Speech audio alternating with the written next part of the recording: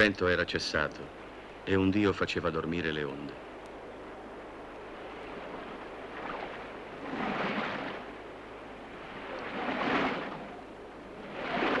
I miei compagni, sedutisi ai remi, facevano bianco di schiuma il mare.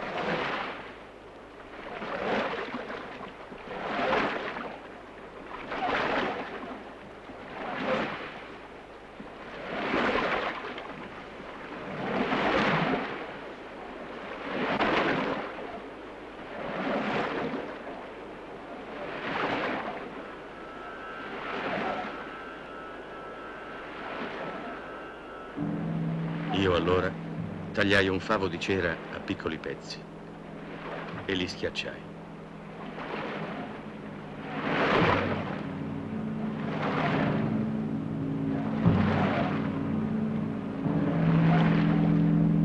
Poi spalmai le orecchie dei compagni ad uno. Sapevo che ormai l'isola delle sirene era prossima.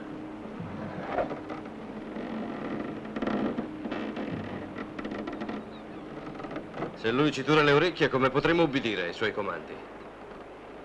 Io non so se esistono queste sirene, Ulisse, ma se ci sono, spero che ascolterai quel canto e che ti butterai in mare per seguirle.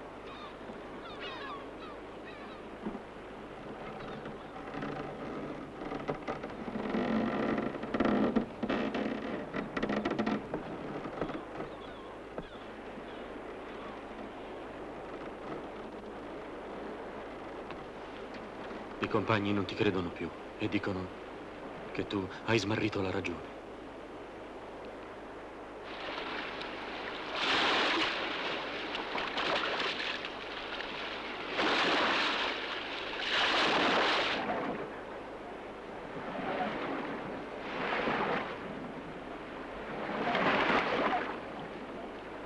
La mia mente è ben salda, te lo dimostrerò fra poco. Quello che voi non dovete ascoltare io l'ascolterò e ne uscirò vivo. Ecco il luogo.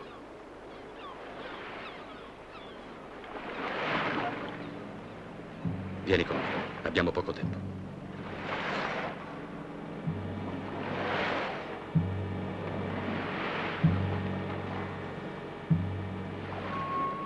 Ascolta ciò che ti dico. Io, Circe, anche un dio te lo farà ricordare. Ma io non ti dico tutto, indicandoti fino alla fine ogni cosa. Non ti dico quale delle due strade sia quella giusta per te. Tu, da te stesso, decidi, nell'anima tua. Legami qui, ben stretto, con questa fune. E restami vicino.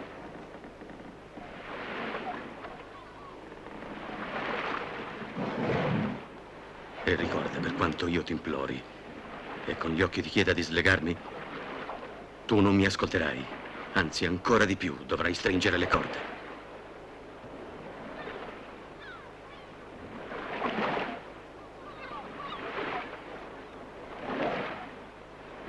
Avvicinati. Neanche tu puoi ascoltare.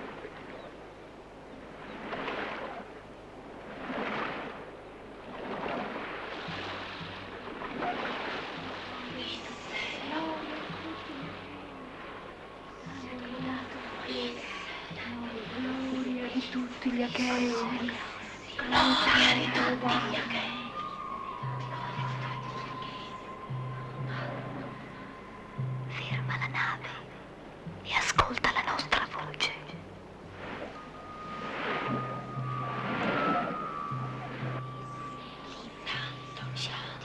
Il tuo posto è qui tra noi.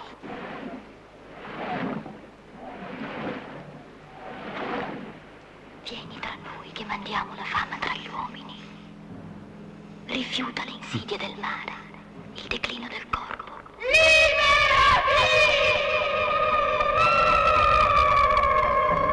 Vieni tra noi e saprai ogni cosa del passato e del futuro e conoscerai la gloria degli uomini e delle città che furono e che saranno. Lascia i tuoi compagni, lascia questa navigazione senza meta. Fuggi gli anni squallidi della vecchiezza. Scendi! Scendi!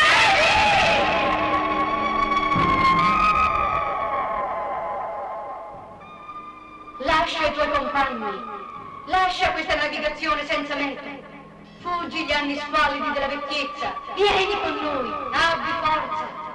Questa scelta la inanitore da anni. Non essere vile. Non essere vile, non essere vile. Scioglimi! Sii forte. Non essere vile. Non essere vile. Sì, su, slegami! Sii forte, non essere vile. Sii forte. Aiutami tu! Aiutami!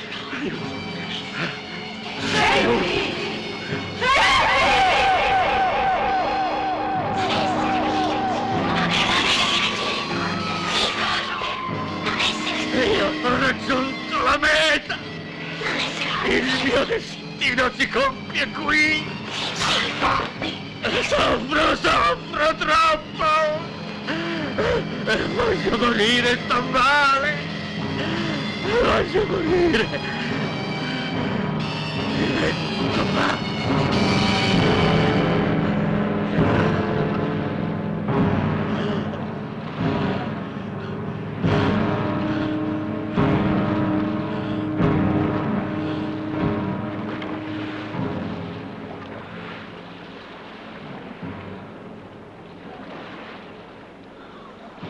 Quel suono orribile si spense come un soffio e cessò di lacerarmi la mente. Ritornai in me stesso, stremato, dolorante in tutte le membra. Avrei creduto di essere stato vittima di un sogno orribile se non fossero state là sulle rocce le bianche ossa di coloro che prima di me avevano ascoltato la voce delle sirene. Anche i miei compagni vedevano le ossa e facevano forza sui remi per fuggire da quella crudele visione.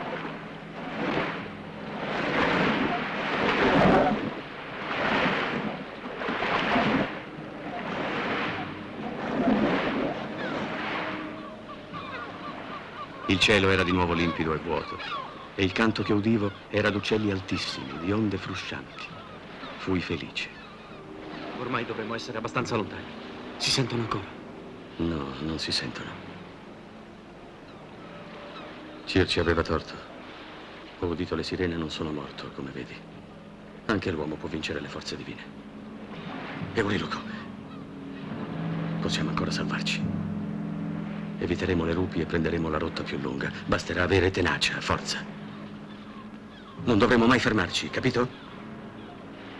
Non dovremo fare altre soste finché non saremo a Itaca, a costo di qualunque sacrificio. Saremo salvi se eviteremo l'isola del sole. Fallo sapere a tutti i compagni. Vai, diglielo.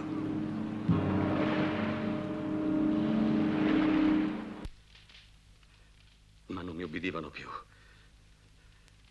Nessuno mi rivolgeva più la parola, nemmeno Euriloco. Ero un pazzo, secondo loro. Arrivammo in vista di un'isola, vollero sbarcare e non potei trattenerli. Pregavo solo che non fosse l'isola del sole. Era l'ultima sosta, se avessimo potuto evitarla.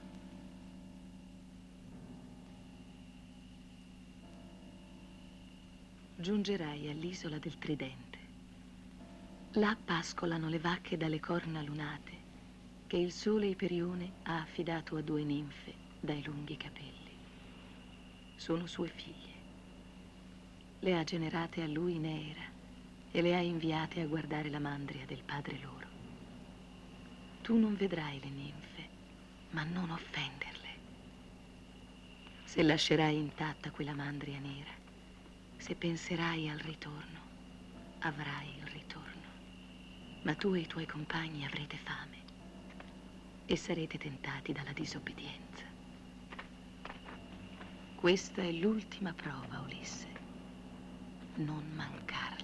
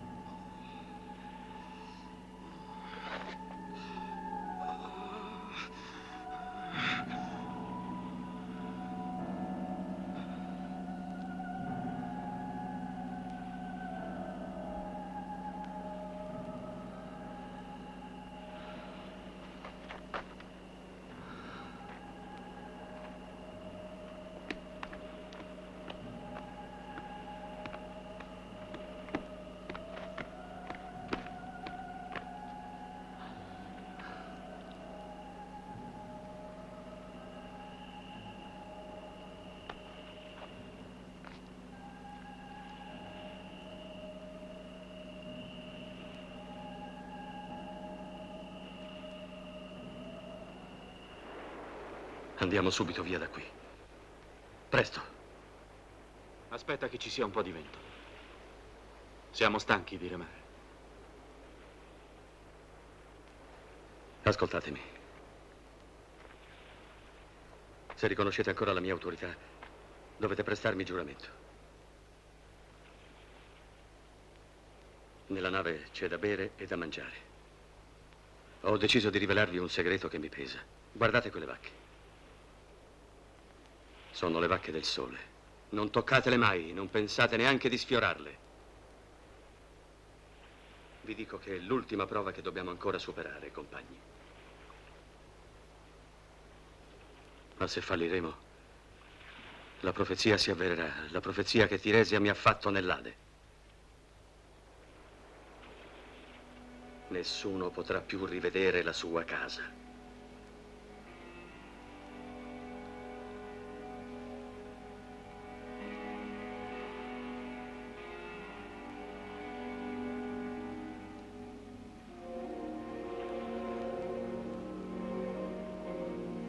Non mi importa se non mi credete.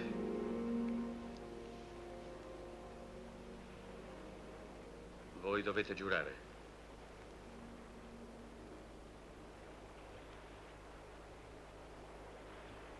Tutti in ginocchio!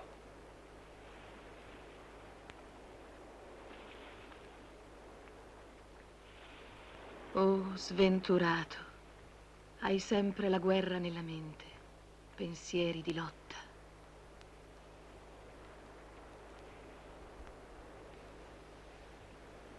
Per un mese intero la bonaccia ci impedì di salpare e i miei compagni, finché ebbero cibo sulla nave, tennero fede al giuramento, si astennero dalle giovenche.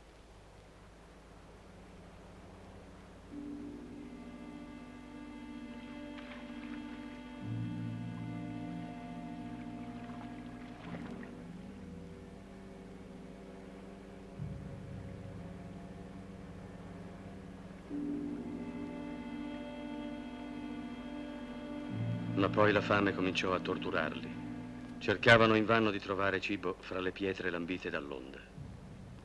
Le vacche del sole erano sempre lì, immote, tentanti.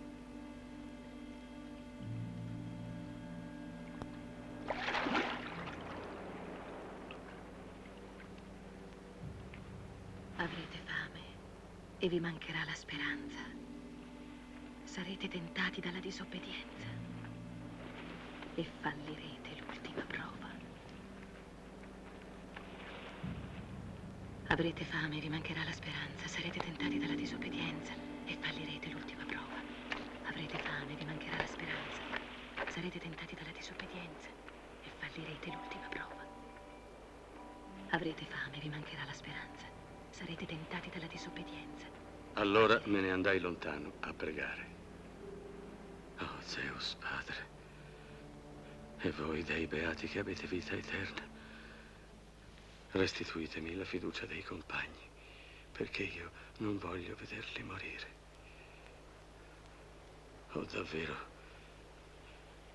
finirò per perdere la ragione e con essa ogni altra cosa che mi è cara. Ma allora piuttosto toglietemi la vita. E noi dovremmo morire di fame per non rompere il giuramento che ci è estorto Ulisse? Lui vede prodigi dappertutto da quando crede di essere sceso nell'Ade. Guardatele quelle vacche. Vi sembra che abbiano qualcosa di divino? Così dice Ulisse, ma possiamo crederlo?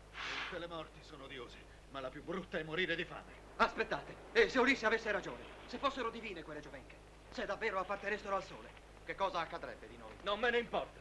Preferisco perdere la vita per sempre sparendo in bocca alle onde, piuttosto che languire qui giorno per giorno su quest'isola, consumandomi dalla fame. Eurilo qua ha ragione! Avanti, sfamiamoci una volta per tutte! Avanti! Ma io non ti dico tutto, indicandoti fino alla fine ogni cosa. Tu, da te stesso, decidi, nell'anima tua. Arrivai che era troppo tardi.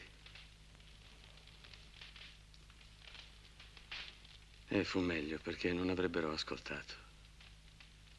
Non li rimproverai nemmeno. Banchettarono tutta la notte. L'indomani riprendemmo il mare. Io guardavo con pietà i miei poveri compagni e riudivo la voce di Tiresia che mi diceva: tutti li perderai. E disse il sole: io scenderò nella casa dell'Ade a portare la mia luce tra i morti. Il sole è scomparso all'improvviso. Ulisse, che cosa sta succedendo? Tutto ad un tratto l'oscurità era piombata sulla concava nave e il mare intorno a noi aveva preso i colori della notte. Ammainate la vela! Filetto, rapido! Ammainate la vela, presto! Presto! Tutto si avvera! Non serve a niente, Ulisse! È la vendetta del Dio! Siamo finiti! Non siamo ancora finiti finché siamo vivi!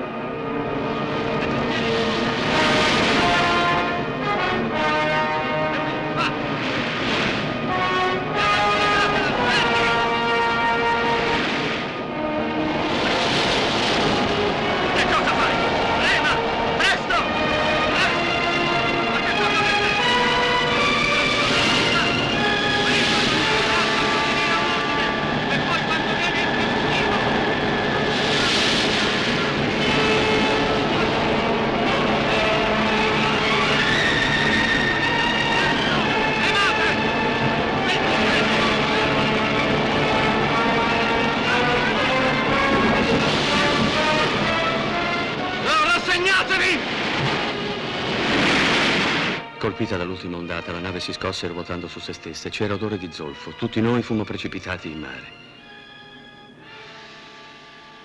Vidi i miei compagni portati via dalle onde.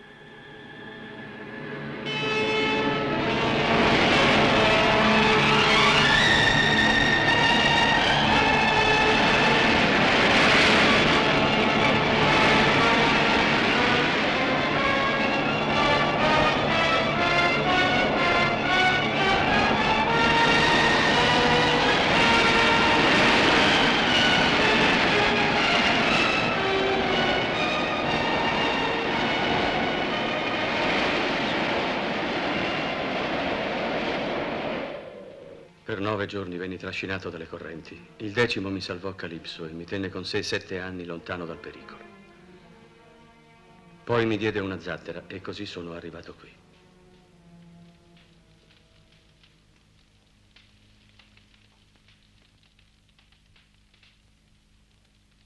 Quest'uomo è stato salvato non dalla sua costanza, non dal suo intelletto ingegnoso, nemmeno dal suo stesso desiderio del ritorno, ma da una volontà che non possiamo scrutare.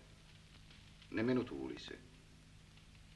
Nemmeno lui saprà mai, perché era destino che solo, senza compagni, giungesse fino a noi. Perciò, nobili Feaci, noi gli daremo la nave, anche se, aiutandolo, ci assumiamo il rischio dell'ira che è contro di lui.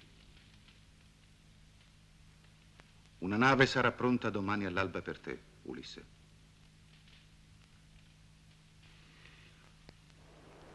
Non dimenticare che anch'io ti ho salvato la vita. Vidi un giorno a Delo, presso l'altare di Apollo, una giovane palma. Fui vinto dal suo fascino a lungo, così come ora ammiro te, fanciulla.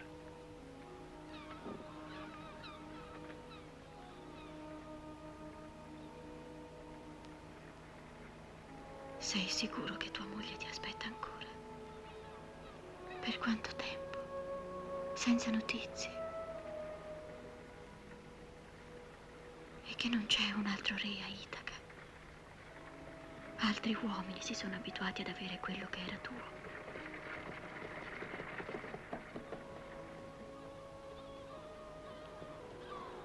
Sii felice nella tua patria, nella tua famiglia. E non dimenticarmi.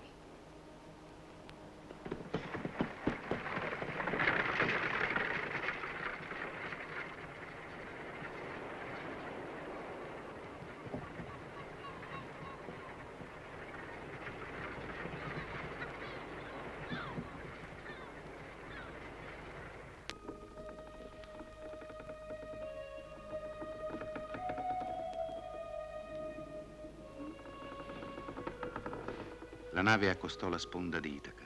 Là, dove due rupi scoscese cadono a picco sull'acqua e tengono fuori le ondate sospinte dai venti. Così sbarcò Ulisse nella terra dei padri.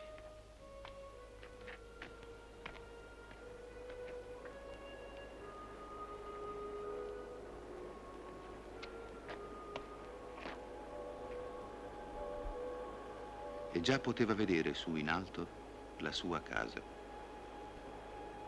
Ma ogni cosa gli appariva diversa. Ormai da tanto tempo ne era lontano.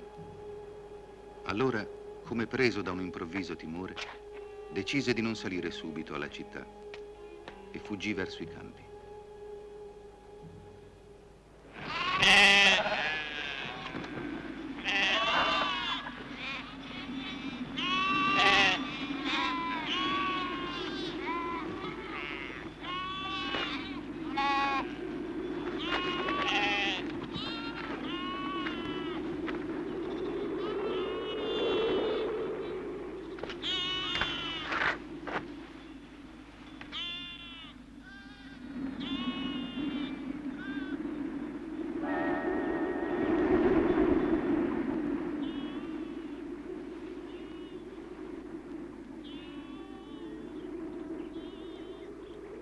Amico, sei il primo che incontro in questo paese. La costa dove sono approdato è deserta. Dimmi, ti prego, dove siamo? È un'isola questa? O il continente? Da dove vieni, tu che non lo sai?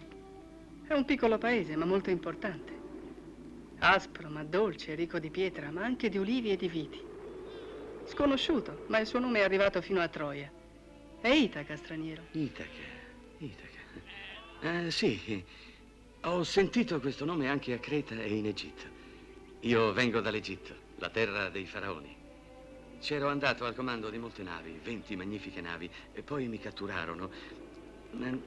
Sì, mi catturarono e mi tennero prigioniero per 7 anni dopo che i miei marinai erano stati tutti uccisi dalle guardie. Impudente, sfrontato, mentitore. Ma non riesci a cambiare neppure arrivando a casa tua. Di fronte alla tua astuzia, persino un dio deve stare in guardia. Ti conosco, impostore. Tu sei Ulisse, il più grande degli uomini nell'inganno. Ma non mi hai riconosciuto? Io sono Atena e ti aiuterò come ho sempre fatto. Per questo sono qui. Riconoscerti? E chi potrebbe riconoscerti, Odea, se ogni volta pari a noi mortali in una forma diversa? Lo so bene che a Troia, finché abbiamo combattuto, tu mi hai protetto, ma poi della tua protezione non si è proprio più accorto nessuno. E mi rimproveri perché dopo tanti anni di pericoli e di stenti io mi difendo con delle menzogne. Sei sempre lo stesso e per questo mi sei stato sempre caro. Un altro al tuo posto sarebbe corso subito dalla moglie e dal figlio, ma tu invece non ti fidi. Vuoi sapere senza che si sappia di te e in questo ti voglio aiutare. D'ora in poi tu sei un vecchio mendicante. Nessuno ti riconoscerà a meno che tu non lo voglia. Così Atena, scomparendo, gli raggrinzì la pelle sulle agili membra. Gli fece un aspetto di vecchio. Gli gettò addosso uno straccio sporco annerito dal fumo. Prima di tutto vai da Eumeo, il guardiano dei porci, che ti è rimasto fedele ed è affezionato a tuo figlio e a Penelope.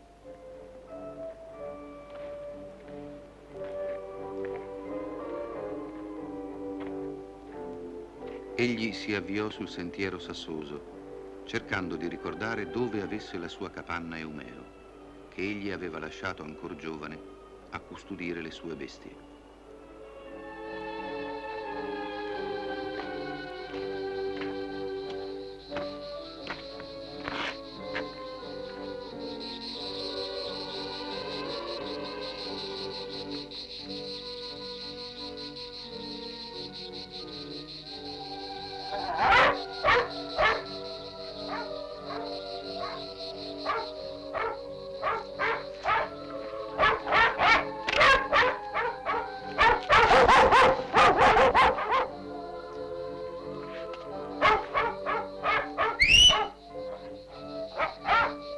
Sei fortunato, vecchio. Potevano anche morderti. Su, vieni. Andiamo dentro.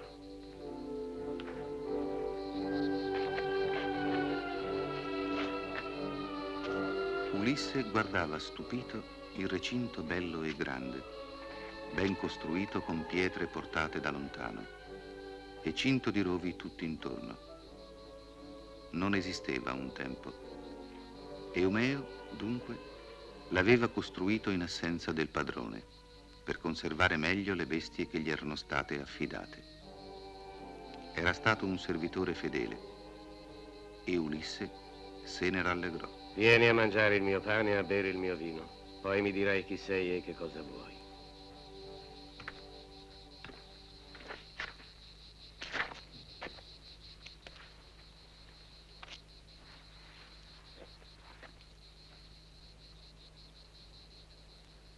Zeus ti protegga, tu che proteggi l'ospite. Zeus protegga te.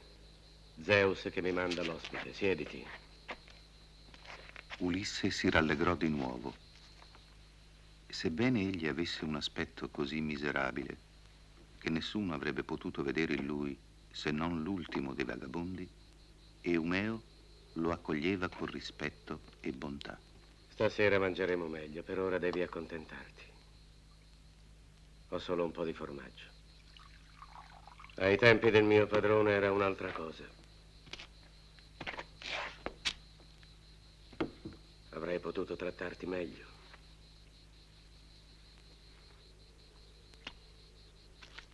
E invece anche lui se n'è andato con gli altri a Troia e non è tornato più.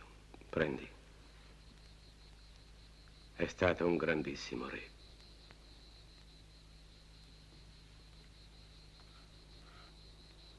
Il figlio di Ulisse, Telemaco, era partito intanto da Sparta e aveva ritrovato la sua nave sulla spiaggia di Pilo. Il suo viaggio era stato inutile. Da nessuno aveva avuto notizie di suo padre. Lo avevano consigliato soltanto di ritornare presto a casa. Amico, ti prego per il tuo Dio, ti prego per la vita tua e dei tuoi compagni. Prendimi sulla tua nave in nome di Zeus, non mi abbandonare. Ho ucciso un uomo, l'ho ucciso per difendermi, ma ora non posso più stare nella mia città. I parenti e gli amici del morto mi inseguono, mi uccideranno se mi prendono. Chi sei?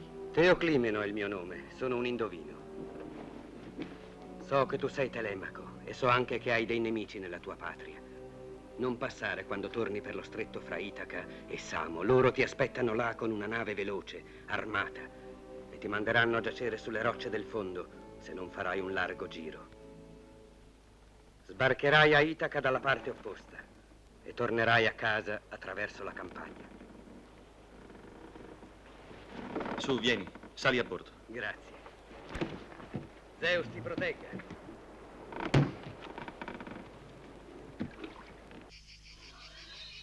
Questi porci li ingrasso per salvare quello che posso della roba del mio padrone. Dicono che è morto, ma se ricomparisse, gli direi: ho sempre creduto che saresti tornato.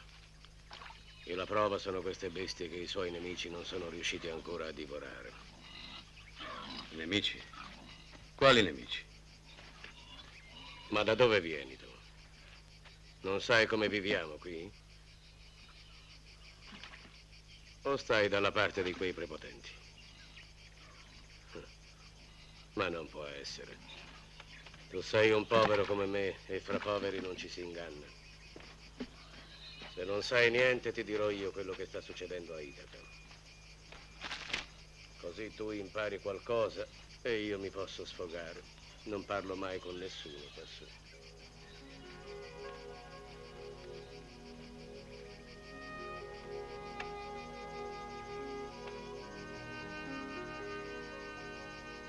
E così venne la sera. Dopo che ebbero mangiato la carne del maiale che Eumeo aveva immolato per l'ospite e dopo aver raccolto il pane rimasto, essi andarono a dormire.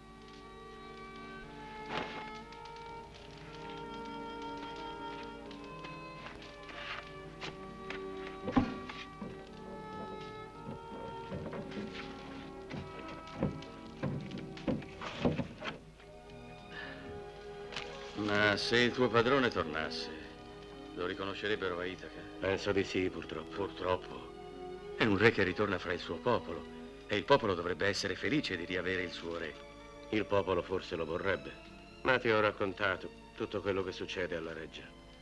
Se Ulisse tornasse a Itaca, secondo me dovrebbe nascondersi fra i mendicanti. Capisco. Ma c'è ancora la regina a palazzo. C'è suo figlio. No. Telemaco è partito in cerca di suo padre. Il ragazzo se n'è andato e nessuno sa dove. Quanto poi alla regina, non so niente, è molto tempo che non la vedo uscire dal palazzo. Così vivo solo del ricordo del mio padrone. È questo che mi dà forza. Il padrone mi amava e mi avrebbe dato una donna in sposa come premio per tutto il lavoro che ho fatto per lui. Arrivò presto l'aurora dalle dita rosate. Eumeo era già sveglio nella sua capanna. Aveva acceso il fuoco, preparato il cibo. Erano giunti anche i pastori a prendersi la loro parte per la giornata.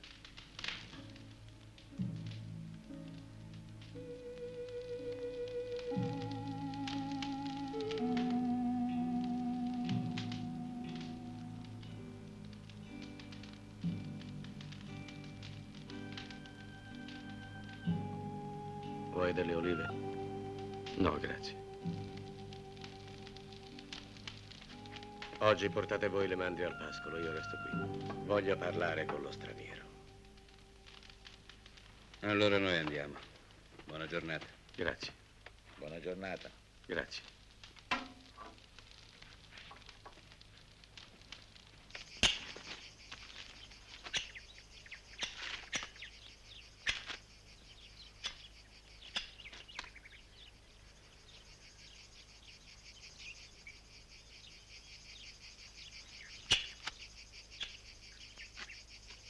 Sai potare un albero, ma non hai le mani da contadino. Hai ragione. Io non ero un contadino. Ho comandato un'intera flotta e un grande esercito. Era il tempo in cui partì per Troia lasciando la mia patria. Una terra come questa.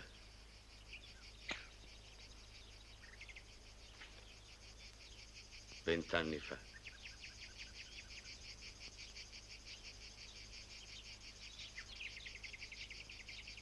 Cosa vuoi farmi capire? Che questa è la terra da cui sei partito? No. Hai visto quella vigna? Penso che solo il padrone di questa terra può averla piantata lì. Perché evidentemente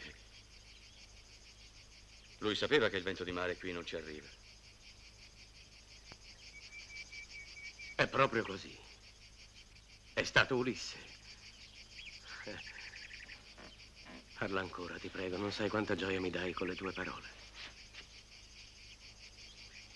Hai già finito di potare? Come? No, non ho finito.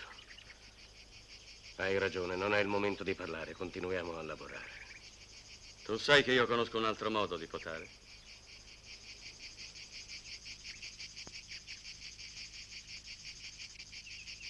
Questo. Quella stessa sera anche Telemaco arrivò a Itaca e a Teoclimeno, l'indovino, disse di recarsi in città, nella reggia, che lo aspettasse lì. Voi proseguite fino al porto. Io vado da Eumeo. A domani, Teoclimeno. A domani.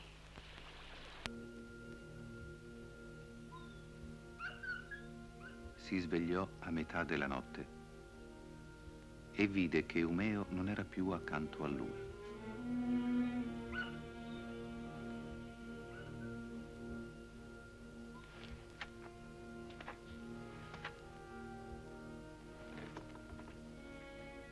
Udì rumore di passi fuori dalla capanna e i cani agitarsi senza abbaiare, come per fare festa a qualcuno che conoscessero bene e che si stesse avvicinando furtivo.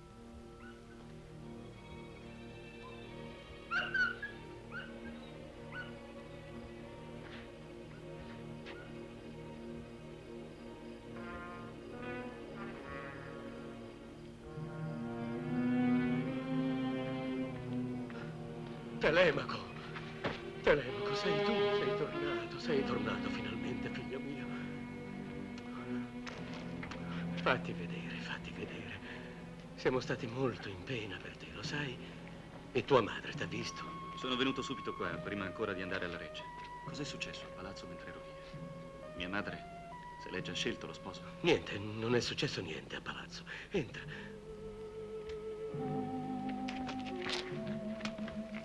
Resta pure seduto. Chi è? Non lo so. Dice che è un marinaio. Lo affido alla tua ospitalità. Lo affidi a me? A casa mia non posso neanche difendermi se mi insultano. Ormai non sono più in grado di proteggere neanche me stesso.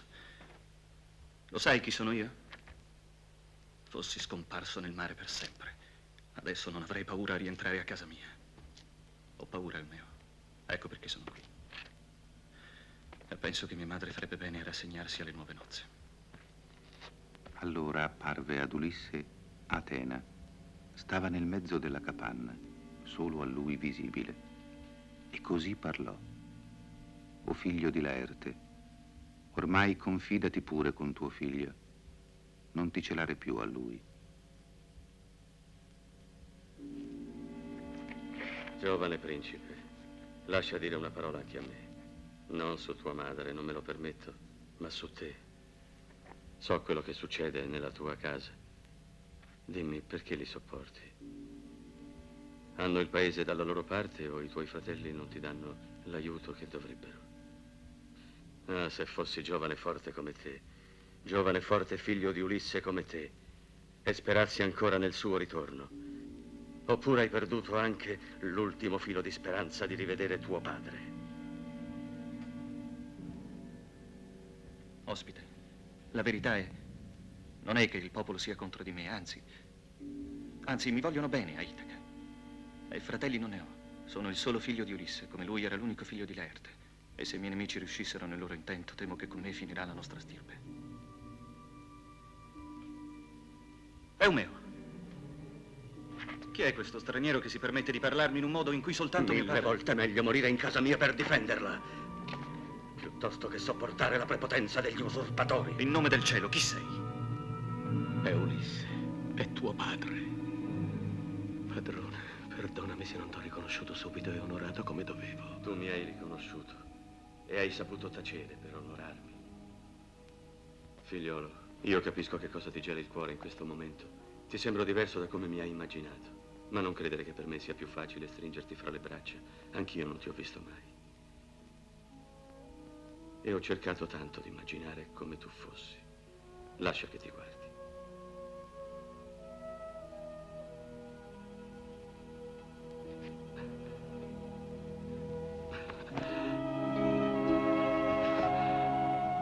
No, resta con me. Resta con noi.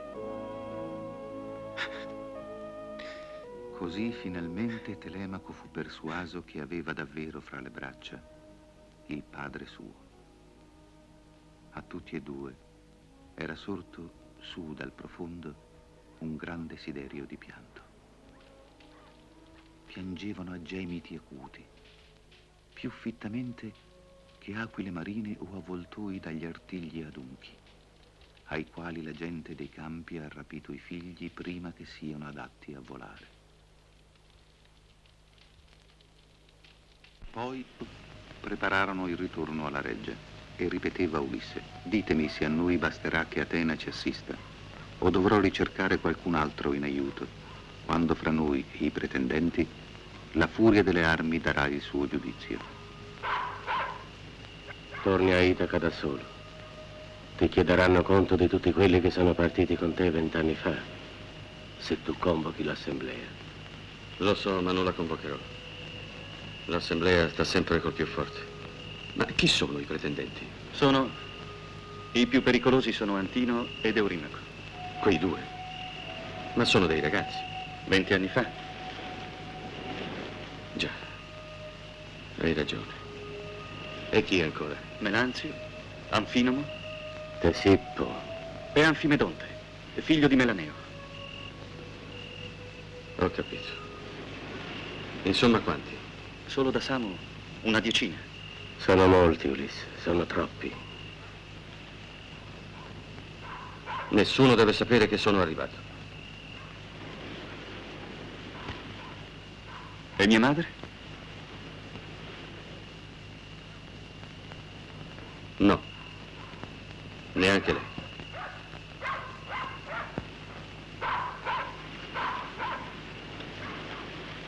Intanto approdava a Itaca la nave che i pretendenti avevano lanciato sul mare per tendere l'agguato a Telemaco, senza poterlo incontrare.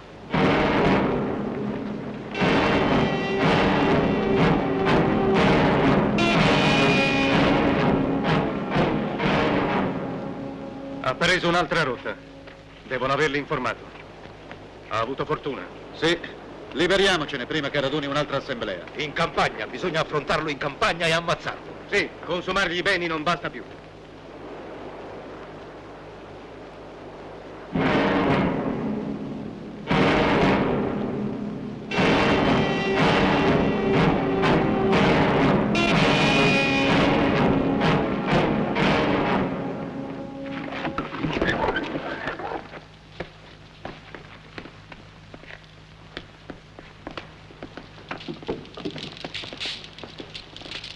Penelope aveva saputo che i pretendenti stavano per giungere alla reggia. Allora volle precederli nella grande sala e prendere il posto che le spettava accanto al trono del re per rivolgere loro parole.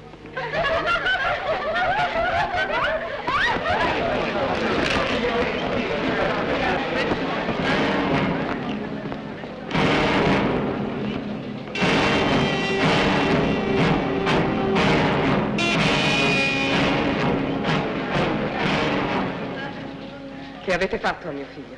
A tuo figlio? La sua nave è nel porto. Non è tornato?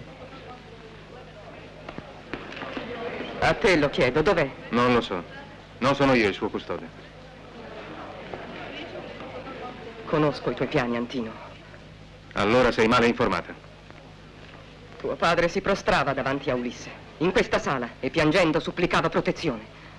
Ulisse gli ha salvato la vita.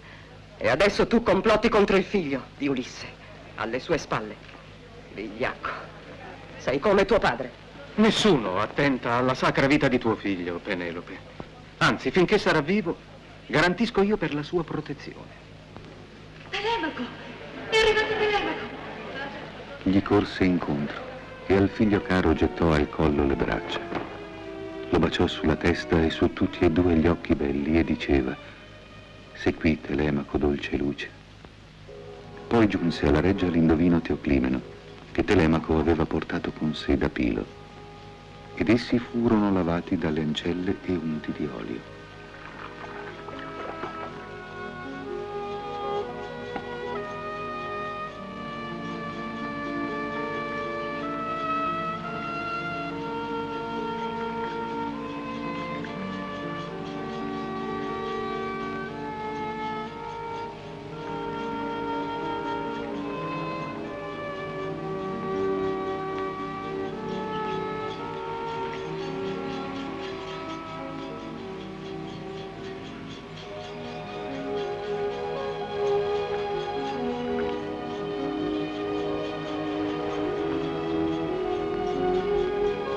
Sei tornato diverso, più risoluto e più calmo. Mi dai molta gioia. Ne sono felice. Vorrei però poterti dare una gioia ancora più grande. Quando tuo padre partì per la guerra, sai cosa mi disse? Non dovessi tornare, ti affido tutto. La casa, i servi, i genitori. Mio figlio. E quando a mio figlio comincerà a spuntargli la barba, cederai a lui il comando. Allora madre non ti ha detto, ti risposerai.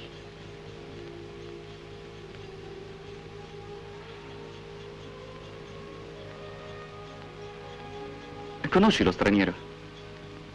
Mi hai detto che si chiama Teoclimeno. Viene da Argo. Mi ha chiesto ospitalità quando mi sono imbarcato a Pilo. Ha ucciso un uomo. Perché hai portato in casa un omicida? Predice il futuro. È stato lui a consigliarmi di cambiare rotta. Forse gli devo la vita.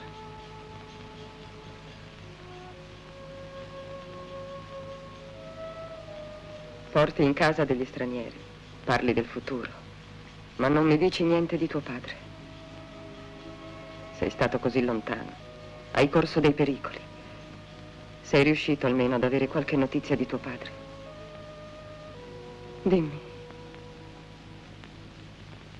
Apilo, Nestore mi ha accolto con affetto, ma di Ulisse egli non aveva alcuna notizia. A Sparta ho incontrato Elena e Menelao e anche a loro ho raccontato ciò che ci succede qui a Itaca. E tutti e due mi hanno detto che la tua fedeltà sarà premiata, ma non sanno niente di mio padre. Donna fedele di Ulisse, che cosa ne sanno Menelao e tuo figlio? Perché non lo chiedi a me che sono un indovino? Io non vedo gli uomini, ma vedo i segni del cielo. E ti dico che devi perseverare, perdere altro tempo, trovare altri inganni. Tu sai come parlare ai pretendenti. L'uomo che tu ricordi non farebbe altrimenti, e tu lo sai. Com'era? Chi? Quando vi siete sposati, com'era mio padre? Ulisse. Com'era? Fu l'ultimo a venire a casa mia a chiedermi in moglie. A mio padre non piacque. Non era il più ricco. Non era neppure il più ardito. Quando mio padre gli disse di no, Ulisse guardò in terra, si avviò nel cortile e se ne andò senza voltarsi. Allora io gli andai dietro. Lui mi vide. Stava già montando sul carro. Non disse niente. Salii accanto a lui e il carro si mosse. Allora mio padre si parò davanti al cavallo. Voleva fermarmi. Disse: ti ordino di scendere. Ma io presi il mio velo e mi coprii il viso. Ulisse frustò il cavallo e ce ne andammo.